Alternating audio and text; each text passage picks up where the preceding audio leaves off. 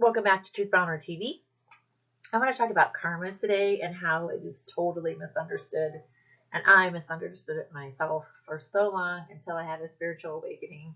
And then it all of a sudden made sense to me of why my boatload of good karma never showed up. So let's get to the heart of what karma really is so we can stop thinking that when we do good to others, it's going to come back to us, because that is not necessarily the case. The narcissists keep getting ahead in my mind, while the underdog, the empaths, the healers, the lovers of the earth keep getting the short end of the stick. Why is this? Well, there's spiritual tests that are involved that most people don't see in order to deepen us as people and to see what we're truly made of. So, an example of this recently would be a friend of mine.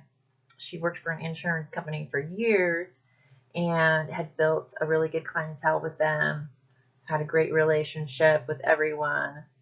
Well, she decided to stop working for someone else and open her own business doing the same thing, where her old boss decided to sabotage her new business and try to ruin her. So here she is. She's devoted a lot of her life to this company, and all of a sudden, someone she trusted has betrayed her and tried to ruin her. So, this is where it's not really her karma. What it is a spiritual test to see what she is made of.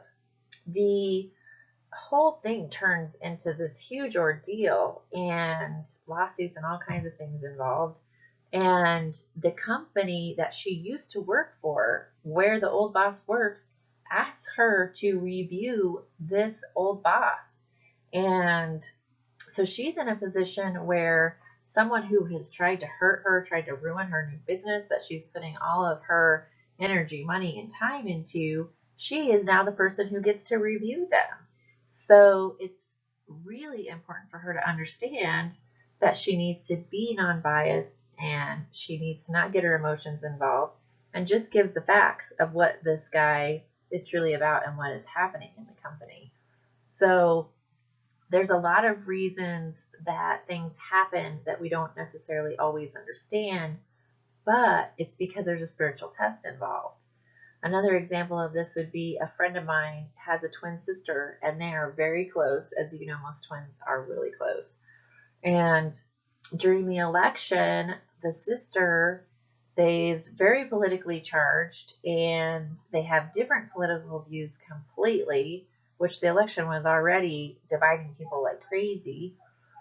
But the sister tells her that they just cannot talk anymore because of her stupid political views that she thinks she has. So my friend tells her basically, hey, we can have different opinions and we can still talk to each other. And it's okay. We don't have to think the same thing. Well, the sister just basically ghosts her, and it's to see what is inside of her and to see if she will fall into that same division type mentality or if she'll stay in unity consciousness and she will still unconditionally love that sister even though she has this divisive idea. If you don't think what I think or feel how I feel, then you're out. And that's how a lot of narcissists are. Like, either you totally go with their opinion or you're no longer their friend. So it's important that they be this way so that you stick to your own truth, your own opinion. You don't sway what you think and believe for someone else, which a lot of empaths will try to do that in order to not hurt anybody's feelings. And she stuck to her case, stuck to her guns, and even though they didn't talk for a long time, I think they are talking again. She did not hold her in resentment or bitterness or anything else. So it's important to understand that karma is a lot different than what we think it is. And as empaths, there's spiritual tests that we have to go through. There's ways that we got to come more balanced. And these different ideas of karma, like if I be good to you, this will come back to me. Then good things will come back to me. It's not true. what comes back to you is what you need for your own spiritual growth and development. It's not what you put out there. And so if you are a giving, loving person and you find yourself in some hard situations, it's not karma that's doing it. That's not karma. If you look at a lot of narcissists, they have people that love and adore and admire them, even though they would not jump over a puddle for the other people. They're just all about themselves.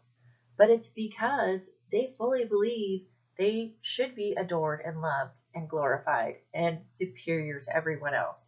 So the people they attract do that for them without any sort of asking for anything back to a certain extent. They don't ask for a whole lot or even an equal share of what the narcissist is getting in their relationship.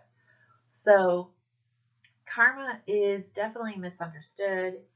Karma is more about our judgments and us circling around to being on the other side of the coin for things. So, like if you lack compassion for someone or you make judgments of someone, let's say you're like, oh, I can't stand people that cheat on someone, blah, blah, blah, blah, and it's something that always emotionally triggers you, you can bet that the laws of the universe are you're going to be in a situation where you probably cheat on someone so that you can be that person. And then you can hold other people in unconditional love after you go through the experience. And what we are seeking to be is completely balanced and complete unconditional love, compassion, and forgiveness at all times. And if we understand the concepts, it's easier to do that.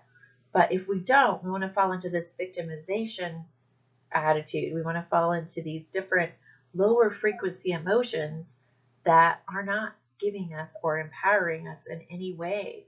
If we don't see this is a spiritual test, this is meant to deepen me, this is meant to evolve me. Because once you pass the spiritual test, then you may be retested here and again, but your need for that situation is no longer there. So you don't have to keep attracting it. Saying, did you learn what you needed to know yet from this? Did you learn what you needed to know? And if you learn what you need to know, then you step up to the plate and you don't have all these negative emotions swirling around about the situation. You see it for what it is. You understand, oh, is this a spiritual test? Is this an imbalance I have? Is this a weakness or an insecurity? Is this somewhere I made judgments? Is this something that I do that I can't see, accept, or acknowledge where I'm projecting? And a lot of times people attract people to them that are mirror images of things that we do. They may be even the worst case scenario of what you do in order to really get you going.